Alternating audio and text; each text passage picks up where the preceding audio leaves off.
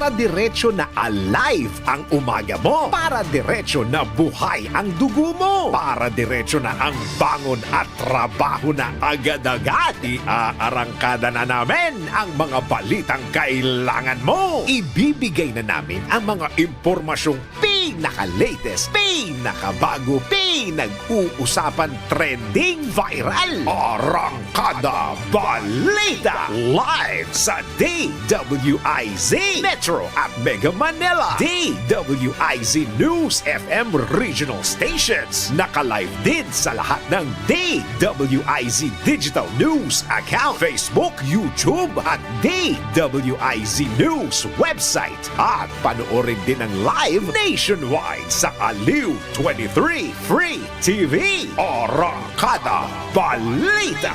Arangkada na sina Drew Nasino at si Ate Juday, Judith Estrada Larino. Gising ang morning mo sa Arangkada Balita.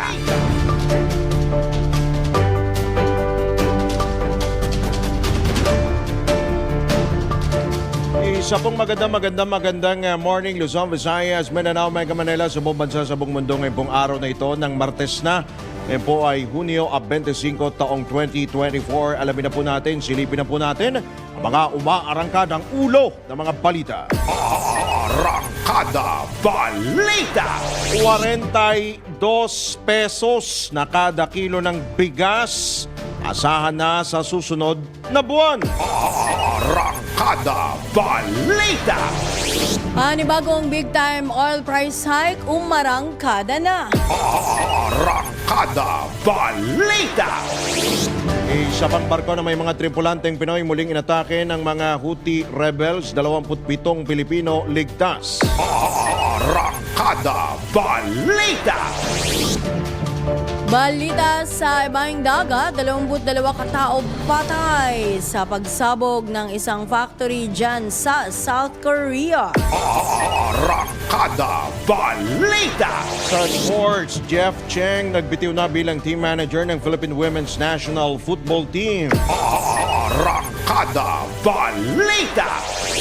Sa balitang showbiz, Charlie Dizon, anong nangyari? Nakipag-banding daw sa anak ni Carlo Aquino? Arangkada Balita. At tabayanan mamaya sa viral kung makaabot, graduation gift trending online. Bakit kaya? Arangkada Balita. Sa oras na 6 na sandali, makalipas po ang alas 5 na ng morning. Kayo po ay nakatutok dito pa rin sa Impila May Todong Lakas, DWIZ 882 at Aliw Channel 23. Kami po yung mga makakasama hanggang alas 6 po tayo ng morning. Magandang umaga po ng Martes. Ako po ang inyong lingkod, Judith Estrada Larino. At Drew Nasino. Arangkada Balita. Sabay nga ng pagputok ng umaga ang pag-arangkada ng mga balita. Asahan na ang pagbaba ng presyo ng bigas sa susunod na buwan. Ito ayon sa Philippine Rice Industry Stakeholders Movement o PRISM matapos ang kanilang pulong kay House Speaker Martin Romualdez kung saan kanilang tiniyak na bababa sana sa 42 pesos ang kada kilo ng presyo ng bigas. Niyayag naman ni Speaker Romualdez na target din ng pamahalaan na mas mapababa pa ito ng hanggang 30 pesos. Ang pagbaba ng presyo ng bigas ay resulta ng desisyon ni Pangulong Ferdinand Marcos Jr. na bawasan ang taripa na ipinapataw sa imported na bigas o yung EO62. Arangkada Balita.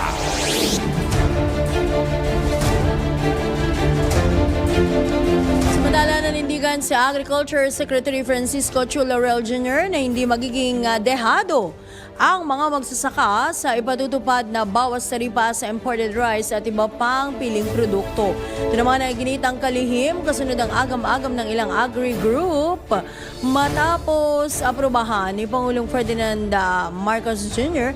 ang executive order o ipalabas ang executive order number 62 na makapagbababa sa taripa ng imported rice ng 35 hanggang 15%.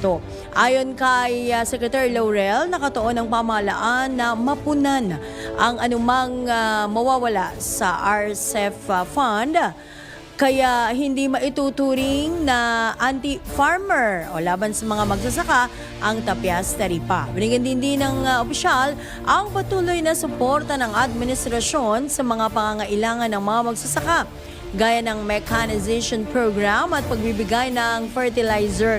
Gayun din ang pagbili ng National Food Authority ng mga produkto sa mga magsasaka sa presyong hindi sila malulugi. Arangkada Balita!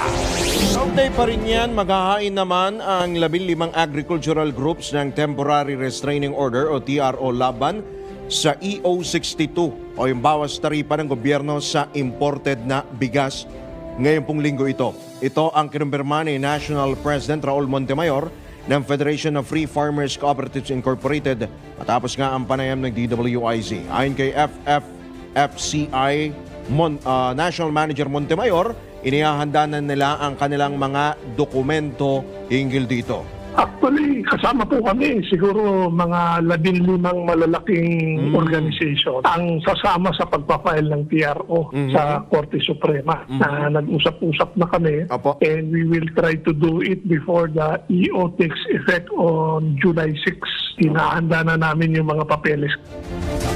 Ipinawanag ni Montemayor na nanindigan siya na hindi sila kinonsulta ng NEDA bago ilabas ang nasabing kautusan. Actually, yan po ang isang rason bakit kami nag-file ng TRO. Hindi kami kinausap bago ilabas yung executive order. Hindi naman namin sinisisi si Presidente dahil yan ang ipinasa sa kanya ng NEDA Board. Pero itong NEDA at Tariff Commission, hindi nila ginampanan yung kanilang katungkulan. Kaya dapat mag-hearing at magkonsulta muna bago magbigay ng panukala sa pagbaba ng taripa. Hindi na po nila ginawa. Kung tutusin, parang nilihim nila at binigla nila para siguro walang makakontra. Aminado naman si Montemayor na walang katiyakang bababa talaga ang presyo ng bigas dahil batay sa kanilang kwenta, aabot sa 35 pesos ang presyo ng kada kilo ng bigas na walang taripa.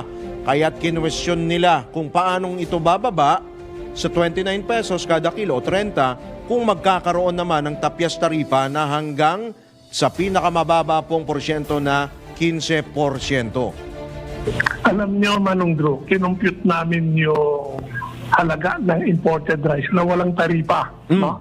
Zero tariff sa presyohan ngayon sa international. Pagdating sa pier natin yan, 35 pesos na kagad. Kaya hindi namin maisip, paano mo ibibenta ng 29 yun? Sinasabi nila, pag binabaraw ka 15%, magiging 29 pesos yung bigas.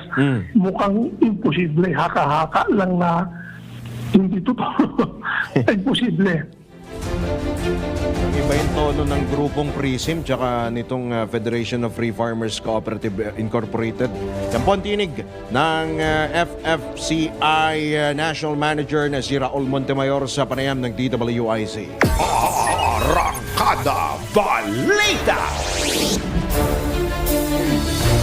Sa latest naman mula sa Filipino Mirror, aabot sa average na 342 metric tons ng bigas o katumbas ng 7.89 billion pesos o halos 8 billion din yan ang maituturing na post-harvest losses kada taon.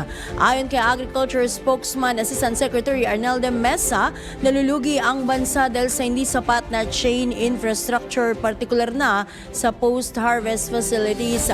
Bukod naman sa bigas, nawawalan din ang Pilipinas ng average na 151,000 metric tons ng mais, nakatumbas ng 2.87 billion pesos taon-taon sa post-harvest losses. Dahil dito, binigyan din ng DA na nakatuon ngayon ang departamento sa pagtatayo ng post-harvest facilities tulad ng farm to market roads. Arangkada Balita! Speaking of bigas pa rin, nangako naman ang mga rice retailers na magbebenta sila ng bigas sa mas mababang presyo simula sa Hulyo. Batay sa pagtayo ng Grain Retailers Confederation of the Philippines o GRECON, posibleng bumaba sa 45 hanggang 46 pesos ang kada kilo ng well-milled rice, habang 47 to 48 pesos per kilo ang premium. Tiniyak din ni Rowena Sadicon lead convener ng Grecon na hindi isasantabi ang interes ng mga lokal na magsasaka sa pagbaba ng taripa sa imported na bigas ng hanggang 15%.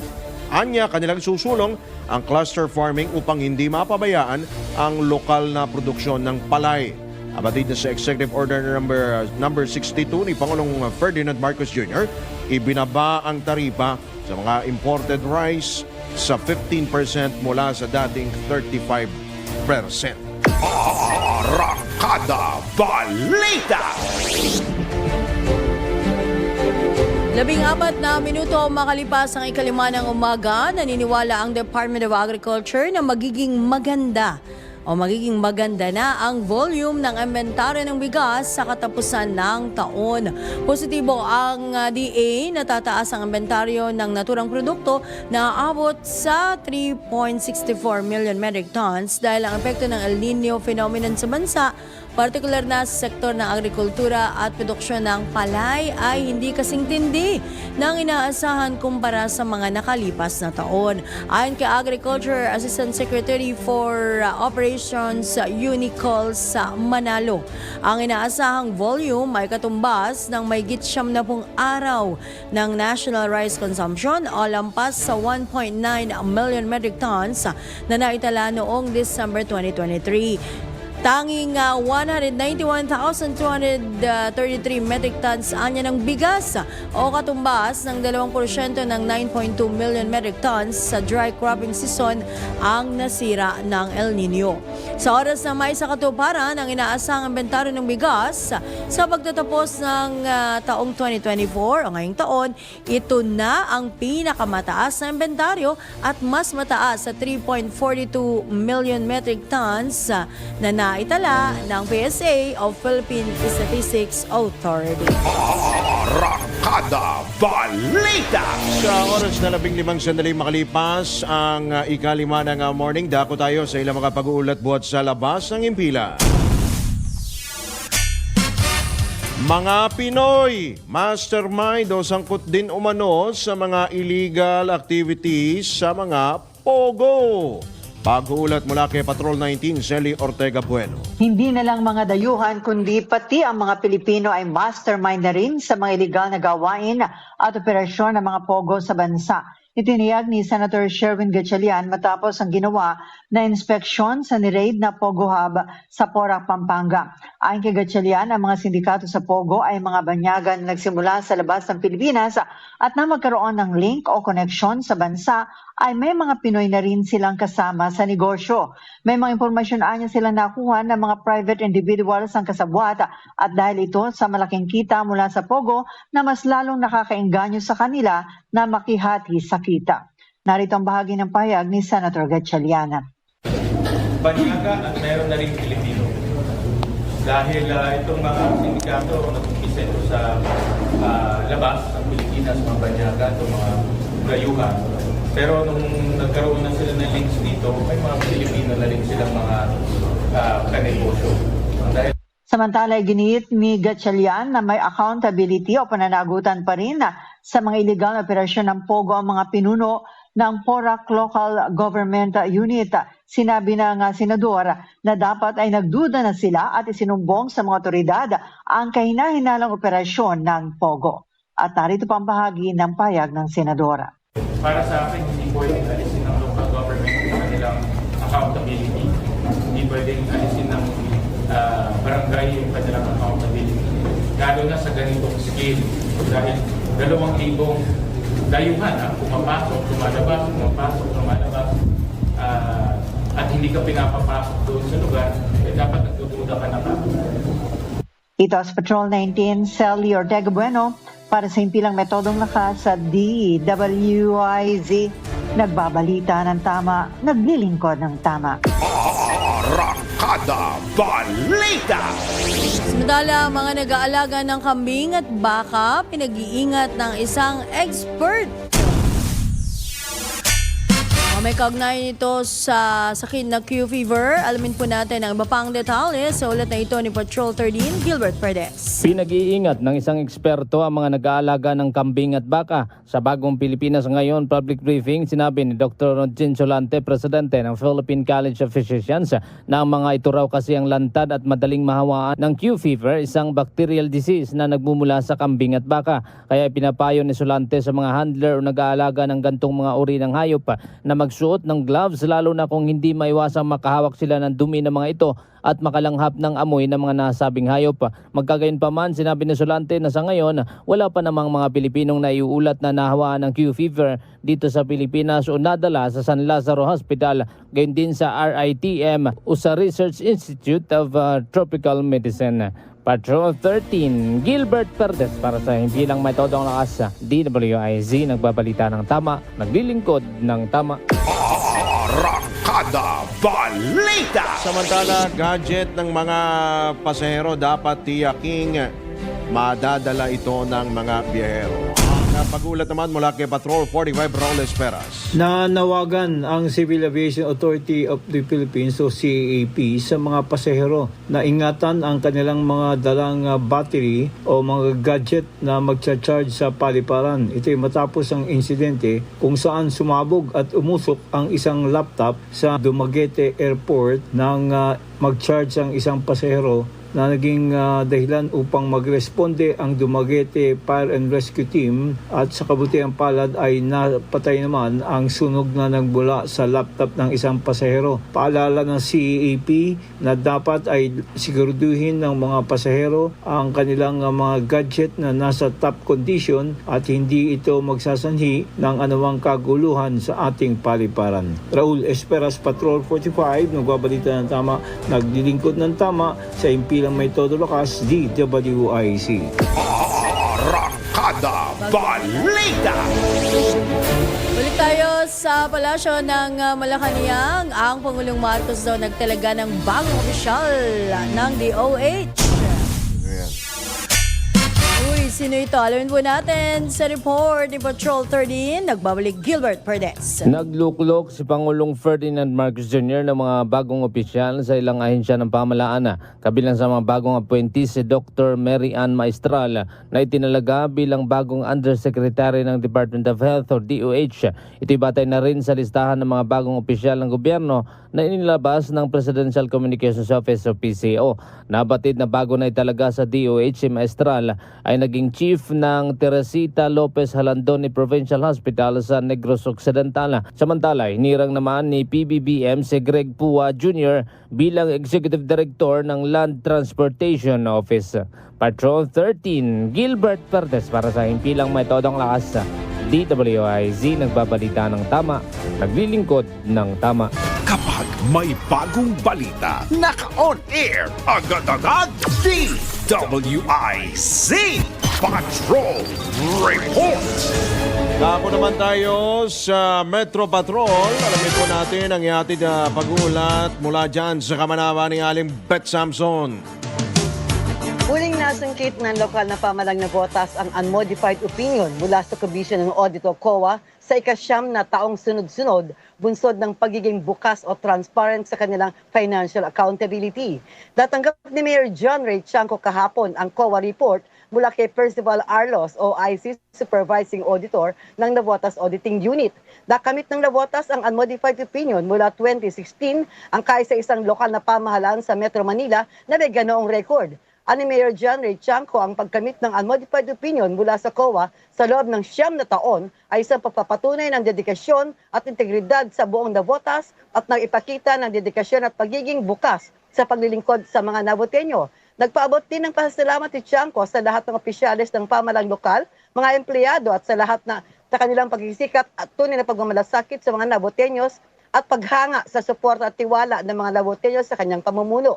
Ang modified o ang unmodified opinion ay simbolo na ang Navotas ay patuloy na may maayos at patas na ulat sa kanilang posisyong pinansyal, financial performance at tamang paggastos ng pondo ng lungsod na naaayon sa pamantayan ng COA at ng Philippine Public Sector Accounting Standards.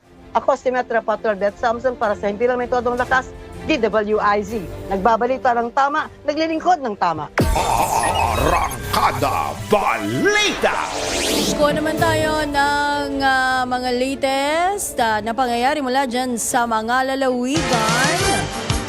Uy, dating NPA sa baryo, nagbalik loob sa pamahalaan.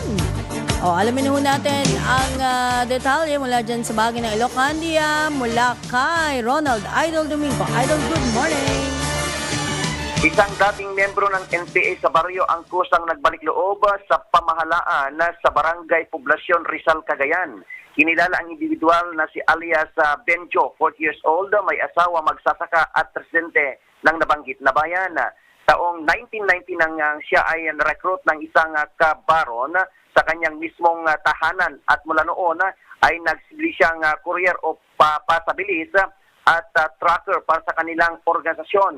Dahil sa hirap na narasan sa loob ng organisasyon, hinikayat siya ng kanyang pamilya na sumuko sa pwersa ng gobyerno upang malinis ang kanyang pangalan. Nagdesisyon siyang sumuko sa PNP Rizal upang ipakita ang kanyang taus-pusong suporta sa mga kasalukuyang programa ng gobyerno. Ito ang Ronda Patrol, Ronald Idol Domingo, nag-uulat para simpilang may kudong lakas, DWIC, nagbabalita ng tama, naglilingkod ng tama. Arangkada Balita! At babalik po ang Arangkada Balita makalipas lamang ang ilang mga paalala ang oras. Alas 5:25. Arangkada Balita! Sa ikalawang sigwada ng mga balita sa Arangkada Balita, tanggap tayo ng isa pang police report mula sa Calabarzon. Laguna Police at 2 sibilyan kinasuhan ng robbery at direct assault. Labi po natin ang kabuuan ng detalye mula kay Arman Cambe. Kinaso ng robbery at direct assault ang isang miyembro ng pulis sa Laguna at 2 nitong kasamaan nang magreklamo isang vendor na di umani kumuha ng kita niyang 7,800 pesos at isang cellular phone. Ang nangyaring pagnanakaw ay naganap sa C5 footbridge malapit sa Centennial Village, Bikutan, Taguig City noong Sabado ng umaga. Kinilala ni Police Colonel Christopher Olazo, Taguig City Police Chief, ang mga suspect na sinang Patrolman Rostom Nacional, 29, may asawa at nakatalaga sa San Pedro City Police Station, isang Francis Macabuhay at Gerald Mungalonta. Base sa investigasyon, nagpapatrolya ang mga pulis sa bahagi ng C5 Road nang makarinig ng sigaw mula sa biktima si Christopher Lilong, isang vendor sa nasabing lugar. Agad na rumesponde ang mga pulis at dito nahuli sina Nacional, Macabuhay at Bungalonta sa aktong ninanakawan ng biktima. Nakuha sa 3 ang salaping kas, isang caliber 38, mga bala at isang motorsiklo. Inaalam pa ng mga investigador kung paano napunta sa lugar ang mga suspect na pawang mga taga Laguna. Arman kami mula Calabarzon, nagulat para sa Pina may todo lakas. DWIC, nagbabalita ng tama, naglilingkod ng tama. Arangkada Balita!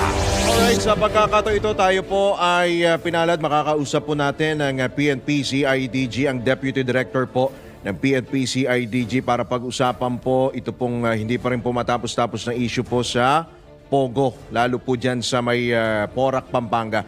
Magandang umaga po, Colonel Dave Poclay. Welcome po sa DWIZ Aliw 23. Drew Racino po at Judith Estrada Larino. Colonel? Yes po, Sir Drew and Judith, magandang umaga po sa inyo at sa inyong mga tagapakinig. Opo. Good morning, Colonel. Good morning po, Colonel. Ano na po ang update doon po sa paghahalughog ng mga otoridad dyan po sa mahigit 4 na gusali sa loob po nitong compound ng Lucky South 99? Opo, natapos po natin yung pag-search po sa buong 46 buildings na yan last week pa, and nakapag-return na po tayo ng warrant doon po sa nag-issue po ng search warrant po na korte po. Sa ngayon po, masusing pinag-aaralan po kung ano po yung sasamba nating kaso sapagkat ito po ay dadaan po sa tinatawag nating DC-20 or case build-up. Kasama po rito ang DOJ para po sa pagsasampo po ng kaso sa korte. Okay. Ano ho yung mga na-recover pa ho ninyo bukod ho dun sa mga uniform, military uniforms po ng Chinese Army? Ano pa ho yung mga na-recover ho ninyo na posible pong magkaroon po ng kumbaga magkaroon ng epekto, kumbaga magagamit na ebidensya laban po dito sa mga sasampahan po ng kaso? Maliban po sa yung ano po, ito po kasi yung ano po natin, yung kino-consider natin po sa pagsasampa ng kaso, yung mga ebidensya po, yung testimonial, yung mga testimonies ng mga complainant, documents po, yung mga nakuha po sa mga sa pagsa-search po natin, and of course yung iba pang mga ebidensya. Ngayon po, kung doon po sa search warrant po, dapat po mai-connect po natin yung mga ebidensya doon sa human trafficking. Okay. So meron na po tayong complainant niyan, and then sa violation po ng Republic Act 8484 or yung violation na access device law, pinag-aaralan din po yan. Lahat po yan pag-aaralan at dadaan po yan sa masusing case built up kasama po ang DOJ. Alright. Good morning, Colonel. Si Judith Larino po ito, no? Ano po bang, may iba pa bang kayong nakikitang, ano ba tawag dun? Pwedeng i-read pa? I mean, yung may kinalaman dito. Not necessarily yung mismong, yung ganong kalalaki, no, Colonel? Kasi, malaki tong establishment eh. Kung pwedeng meron pa silang ibang hub o pwedeng center, mga ganon. O kung ano pa man yan na, kung saan nila ginagawa. O May iba pa silang establishment, Colonel? Kung saan nila ginagawa o tinutuloy yung kanilang mga operasyon. Colonel? Patuloy po yung pagre-research ng ating mga investigador po, pero so far, ngayon po nakatutok po yung ating mga investigador doon po sa pagsasamba po ng kaso. Ayan. Okay. Oo. So, baka possibly meron pang iba rin, although eto muna yung tututukan nyo. Opo. Colonel, meron pong statement po ang kampo ng Lucky South 99 sa katawan po ng kanila pong legal counsel, si Attorney Jovito Barte. Ang sinasabi po ni Attorney, ang hawak lang po ng PAOK that time nang salakayin po yung compound ay search warrant, wala pong warrant of arrest. So, possible po kanila pong kumbaga salagin po yan. Anong reaction nyo po rito, Colonel? Well, nung unang araw po yung first attempt po natin that is supposedly to implement the search warrant nung June 4, pero hindi naman po tayo nakapasok. Lahat naman po ng nandun na inimbita po ng PAOK ay ang tinatawag nilang rescue. Okay. So nagkaroon ng welfare check at lahat po ay dinala po sa NASDAQ. At hindi naman po agad tinatawag yun na arrest. Okay. So malinaw So itong legal, kumbaga, ika nga, sumailalim sa tamang procedure, ika nga, Colonel, ano po? Opo, tama po yun. Kasi most of them are foreigners. Tapos, siyempre, titignan po kung ano po yung mga, dokumentong hawak nila. Bakit po sila nandito? Okay. How about naman ito, pinakikita po namin sa aming pong screen, yung pong mga military uniforms. Ano ho ba ito? Souvenir lang ho ba ito? Ito ho ba ay lehitimong ginagamit ho ng People's Liberation Army?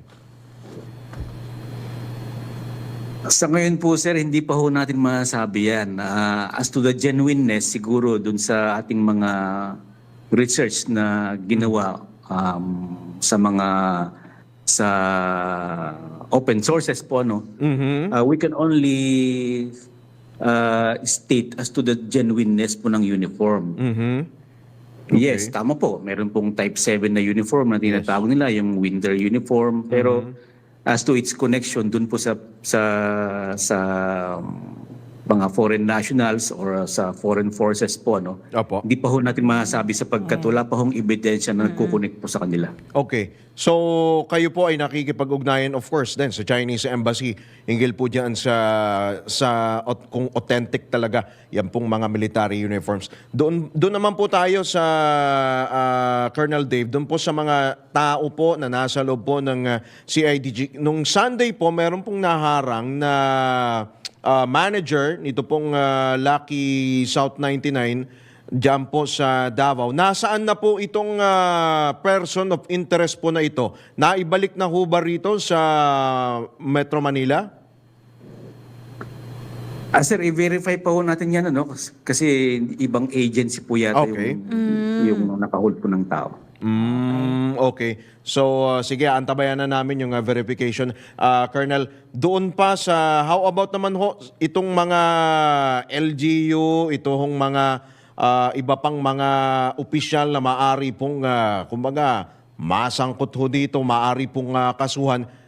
Kamusta na ho? Yan ho ba, anuhan nyo rin, kumbaga, kayo rin ay magpa-file din ho ba ng kaso laban sa kanila?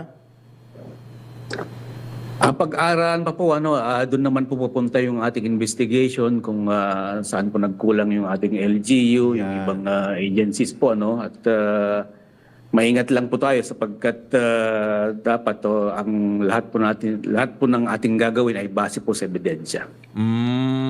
Okay. Yung mga ginamit ho ba na sinasabi ho ng PAOK, yung mga pang-torture, yung mga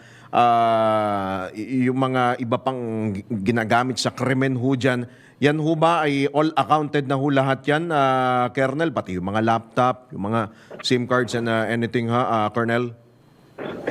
Opo, natapos po yung ating search nung January 15 at all accounted naman po. Lahat po ng June ebidensya. 15. Opo. Ano ho yung syempre yung mga laptop ho, talagang confirm ho ba yan? Ginagamit ho talaga sa pangi-scam, Colonel, na nasuyod ho ba ng inyo pong, syempre may cybercrime division din ng PNP, di ho ba? Opo, mag-apply po tayo ng warrant to examine computer data. Dito po natin makikita kung saan po ginamit o ano po yung mga ebidensya pwede natin makalap Masilip. connecting Lucky 999 doon po sa kasong ifa-file po natin. Okay. Ako, sige, Colonel, mukhang mahaba-haba pa itong lalakarin, itong kaso na ito. Baka meron pa ho kayo mga karagdagan, mga panawagan sa ating mga kababayan at syempre doon po sa inyo pong mga kapwa po, mga opisyal. Kasi kahapon, meron pong babala si PNP Chief General Marbil sa sa sa pulisya, sa inyo pong mga kabaro, ika nga, siya po ay kumbaga magbibigay ho ng paparusahan o itong mga pulis. Malalagot sila kapag mapatunayan na sila ay sangkot dito sa illegal na operasyon, kung protector man sila o hindi. Opo, kasama naman po lagi yan sa mandato ng Philippine National Police po, yung kanilang counterintelligence function at tinitingnan ho natin kung sino-sino ba, meron ba involved na member po ng kapulisan sa operation po ng Pogo. At the same time, of course, yung involvement ng ibang members po ng ibang agencies po. Naku, sige po. Good luck po. Colonel Dave, sa inyo po sa PNP CIDG at antabayanan po namin yung mga update pa. Marami pong salamat, Colonel. Magandang umaga po at good luck at more power. Magandang umaga po at mabuhay po. Salamat po. At si Colonel Dave Buklay po, ang Deputy Director po ng PNP Criminal Investigation and Detection Group, ang inyo pong napakinggan. So, Arangkada malinaw yan, Balita. Naghahanda na sila sa pagsasampa Anytime. ng kaso. So, Ayan, pinapatibay abangan pa natin nila yan. yung mga ebidensya. No? Ang laki kasi naman yan 46. Para masuyod mo. Ilang hektarya yan? Oo. Kanya-kanyang building no? Actually Ibang safe. building Kasi kumbaga para maiwasang ma-preempt Kumbaga, kasi. parang tipong one-stop shop na yan Yes, siguro. para maiwasan na ma-preempt yung mga kaso, talagang safe yung mga sagot din ni Colonel Dave. Well, anyway, Yes. abangan ho natin kung sino-sino pa, kung ano-ano pa ang mga posibleng kasong kaharapin. Baka merong kabaro nila, kasabot din, no? Yes. Baka lang naman baka lang. Iimbestigahan nila syempre or Saka sa yung mga PAOK LGU. or sa imbestigahan Yes. din. Lahat ho yan talagang susuyurin po yan. So tayo po ay magbabalik. Makalipas lamang po ang ilang mga paalala ang oras. 14 na minuto bago sumapit ng ganap na alas 6. Arangkada Balita. Alright, yapol natin ang ilang pa mga pag-uulat buhat sa labas ng impila. Mga aplikante sa trabaho sa Lebanon pinag-iingat ng Bureau of Immigration. Patrol 5 Aya Yupanco sa detalye. Mahigpit ang paalala ng Bureau of Immigration o BI sa mga Pilipinong nagnanais na magtrabaho sa Lebanon na mag-ingat sa mga ina-applyang trabaho sa naturang bansa. Ayon kay Immigration Commissioner Norman Tansinco, huwag maniniwala sa mga trabahong nag-aalok ng malaking sweldo na ikapapahamak ng mga aplikante, lalo na at illegal ang mga proseso. Binigyan din ni Tansinco na huwag tanggapin ang anumang job offers sa Lebanon dahil sa matinding panganib sa kanilang kaligtasan at pagkatao. Ang pinakamahalagaan niya ay ang kaligtasan. Patuloy din ang pagpapauwi o repatriation ng pamahalaan sa mga Pilipino na nasa Lebanon na ayon sa tala ng Department of Foreign Affairs ay may 273 distressed Pilipino ang napabalik na sa Pilipinas. Ang paalala ni Tansinco ay kasunod ng pagkakaharang sa isang 57 anyos na Pinay sa Ninoy Aquino International Airport Terminal 1 bago makasakay sa Philippine Airlines flight papuntang Thailand.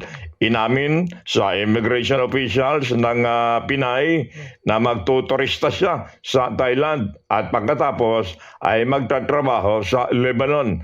Aminado rin ang Pinay na sa Facebook lamang niya nakilala yung recruiter at lahat ng dokumentong ginamit ay illegal. Ayon kay Tansinco, nasa pangangalaga na ng IACAT o Interagency Council Against Trafficking ang biktima upang imbestigahan at matunton at makasuhan yung recruiter. It is Patrol number 5. Ayuyupan ko para sa implemento ng lakas. DWIC. Nagbabalita ng tama, naglilingkod ng tama. Kapag may bagong balita, naka-on air agad-agad DWIC Patrol Report. Samantala, kuha tayo ng mga report pa rin mula dyan sa mga lalawigan. Ang Central Luzon, number 1 pa rin sa rice o bilang rice producers ng bansa. Alamin po natin na ang kabuang report. Ihatid po ni Johnny Goliker. Johnny, good morning. Yes, hili nitong Gitna Luzon ang pagiging numero 1 sa rice production at titulo bilang rice granary ng buong bansa. Ayon dito sa ulat ng Department of Agriculture. Ayon sa DA, nakapag-ambag itong Central Luzon ng 18% sa total rice production ng bansa, nakatumbas ng 3.63 metric tons noong 2023. Bukod sa pagiging number 1 producers ng palay o bigas, nangunguna rin ang Gitna Luzon sa onion production na katumbas ng 55%. Gayon din sa chicken meat na 34%, duck meat 28% at duck eggs na umaabot sa 55%. Nakapagpalabas naman ng pondo ang national government para sa agriculture sector sa Central Luzon na umaabot sa 9.04 bilyong piso para sa iba't ibang proyekto at programa ng ahensya upang paunlarin ang sektor ng agrikultura dito sa Rehiyon 3. Ayon sa ahensya, 6.95% ng nasabing pondo ay nailaan sa rice program, samantala nasa 2 bilyong piso naman ang para sa farm to market routes. Nakapagpamahagi naman ang ahensya ng tinatayang 2.22 bilyong pisong halaga ng binhi para sa 91,559 na mga magsasaka ng palay na binubuo ng 158 farmers cooperative at samahan. 931.52 milyong pisong halaga ng pataba, 249.79 milyong halaga para sa agricultural machineries at equipments. Sa kabuuan, ayon dito sa ahensya, umaabot sa 56 farm to market roads ang kanilang nakompleto na nasa 112.38 kilometers na nagkakahalaga ito ng 1.35 bilyong piso. Mula dito sa Gitnang Luzon, ito si Central Luzon Patrol, Johnny Gole, para sa Impilo May Todo Lakas DWIC, nagbabalita ng tama, naglilingkod ng tama. Arangkada Balita! Sa ilang pahabol pa ng mga balita, kapito mga motorista, ilang minuto na lamang po dahil mayroong panibagong big time oil price hike ngayong pong araw na ito. Ayon sa mga kumpanya ng langis, piso at 40 sentimos ang dagdag presyo sa kada litro ng gasolina, habang piso at 75 sentimos sa diesel at piso at 5 sentimos sa kerosene o gas. Ipatutupad ang mga kumpanyang si Oil, Shell at Petrogas at ilang pang mga oil companies ang dagdag presyo. Ngayon po, ilang minuto na lang bago alas 6 po ng umaga, habang susundan naman yan mamayang alas 4:01 ng hapon ng clean fuel. Ipinalawanag ng Department of Energy na ang panibagong paggalaw sa presyo ng mga produktong petrolyo ay bunsod pa rin na nagpapatuloy na kaguluhan sa Middle East. Arangkada Balita! Mahuling balita, ligtas na. Mabuti naman po, no? At salamat sa Diyos, ang 27 Pilipinong tripulante kaugnay dito sa bagong pag-atake ng Houthi rebels dyan sa Red Sea. Ito ang kinumpirma ni Migrant Worker Secretary Hans Leo Hakdak matapos mabigo ang Houthi na immobilize ang MV Transworld Navigator. Ayon sa kalihim, kinakailangan munang umuwi ng mga Pilipino o Pinoy seafarers sa kani-kanilang pamilya matapos makaranas ng pag-atake. Dahil dito patuloy na nakapaglalayag ang barko at ligtas na ang mga tripulante. Matatanda ang inatake ng Yemeni Houthi group ang US aircraft carrier na Eisenhower sa Red Sea at ang Transworld Navigator ship naman sa Arabian Sea. Arangkada Balita! Alright, yan po ang kabuuan ng Arangkada Balita. Sa ngalan po ng buong tropa ng DWIZ at LU23, tayo po ay bumabati, nagpapabot ng pagbati sa mga Dami nagdiriwang birthday! ng kanilang kaarawan, kina Jimena Barbon, ang ating pong DWIZ switcher. Happy birthday! Happy birthday, Jem! Ang ganda naman ni Jem, oo. Talagang hindi pinaghandaan yung picture. Naman. Okay. Happy birthday, Happy sa birthday, inyo. Jem! At sa ating DWIZ Tech Palawan na si Nomar Grande. Kay Nomar. Happy birthday Happy po birthday sa inyo. sa'yo. At sa lahat po ng nagdiriwang ng kanilang kaarawan at syempre. Uy, may babatiin pa ako pala. Birthday din? Oo, hindi. Mga nakikinig sa atin. At syempre, kapitbahay lang natin dito sa building. Ate Tin, nakasabay ko sa elevator kahapon. Ate Tin and Company ng Pred Motor Pool ng PhilHealth. Salamat po sa inyo. Salamat po sa mga taga PhilHealth. Ingat po kayo dyan, ha? Ingat po. Alright. At kami po ang inyong mga naging tagapaghatid balita. Ako po muli ang inyong lingkod, Judith Estrada Larino. At Drew Nasino, nagbabalita ng tama. Naglilingkod ng tama. Susunod na Usapang Tol, kasama sina Senator Francis Tol Tolentino at Cecil Villarosa. At pagsabi naman po ng alas 7 ng umaga, panibagong bukso ng balitaan, of course, kasama si John Ibanez sa Pasada Balita. Para diretso na alive ang umaga mo. Para diretso na buhay ang dugo mo. Para diretso na ang bangon at trabaho na agad-agad. Iarangkada na namin ang mga balitang kailangan mo. Ibibigay na namin ang mga impormasyong pinaka-latest, pinakabago, pinag-uusapan, trending, viral. Arangkada Balita. Live sa DWIZ Metro at Mega Manila. DWIZ News FM regional stations. Naka-live din sa lahat ng DWIZ Digital News account, Facebook, YouTube at DWIZ News website. At panoorin din ang live nationwide sa Aliw 23 Free TV. Arangkada Balita. Arangkada na sina Drew Nasino at si Ate Juday, Judith Estrada Larino. Gising ang morning mo sa Arangkada Balita. Live araw-araw, Monday to Friday, 5 a.m.